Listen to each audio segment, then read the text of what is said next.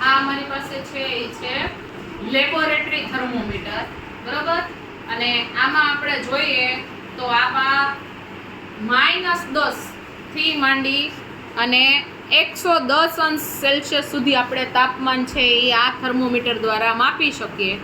અને નીચે છે એ પારો છે, પણ અહીંયા રંગીન એમાં રંગ ઉમેરવામાં આવ્યો છે, નહીતર ઓરિજિનલ પારો હોય એનો કલર છે એ આવી રીતના ચળકતો હોય.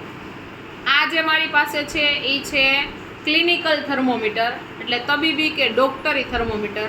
આના દ્વારા આપણે શરીરનું તાપમાન માપી શકાય.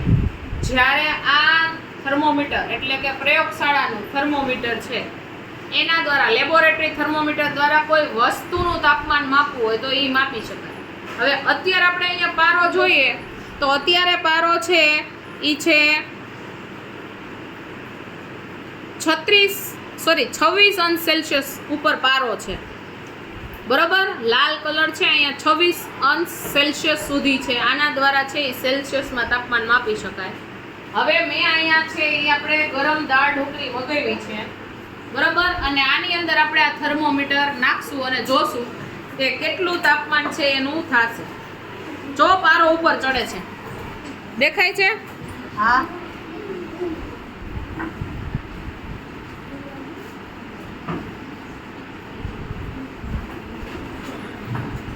તો આ દાળ છે ગરમ છે અને એનું તાપમાન છે એ આપણે થર્મોમીટરમાં જોઈએ. હજી આપણે પારો ઉપર ચડે છે, 60 ની આસપાસ પહોંચવા આવ્યો છે,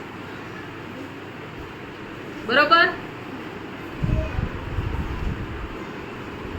હજી થોડોક સાવ ધીમે વધે છે, એટલે આનું તાપમાન અત્યારે જોઈએ. હવે બહુ વધતું નથી, બરોબર. 60 ની ઉપર થોડુંક અમસ્તું છે, એટલે આનું તાપમાન હવે તમે જુઓ, બરોબર. હવે જો બહાર કાઢી લીધું તો તરત પારો જોજો નીચે ઉતરે છે, દેખાય છે? કારણ કે હવામાં આપણે અત્યારનું તાપમાન રૂમનું ઓછું છે તો આ પારો નીચે ઉતરે છે, બરોબર. એટલે આપણે આ થર્મોમીટર દ્વારા છે એ વિવિધ વસ્તુનું તાપમાન માપી શકીએ. હવે ફરીવાર આપણે એક પ્રયોગ કરી. જો અત્યારે કેટલું છે? 30 થી નીચે. હવે જો પાછું હું એમાં બોળું છું તો જો પારો વધે છે, દેખાય છે?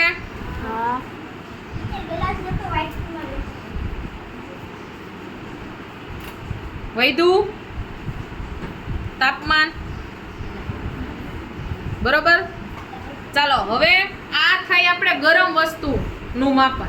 પણ હવે આપણે છે એ ગરમ વસ્તુની બદલે આપણે આને છે એ ઠંડા પદાર્થમાં બોળીએ. તો અહીંયા છે એ ઠંડુ પાણી છે. તો હવે અહીંયા પારો કેટલા એ છે તો કે 30 અંશ સેલ્સિયસ છે એની થોડીક ઉપર, બરોબર.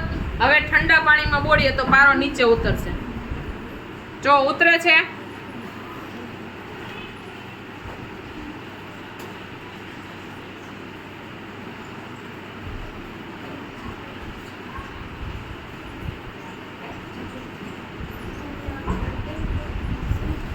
ત્રીસ કરતા પારો છે એ નીચે આવી ગયો. 24 અંશ સેલ્સિયસ આ પાણી છે એનું તાપમાન કેટલું છે? 24. તો આ થર્મોમીટર દ્વારા આપણે ઠંડા પદાર્થ અને ગરમ પદાર્થ એમાં -110 થી 110 સુધીનું તાપમાન આપણે માપી શકીએ.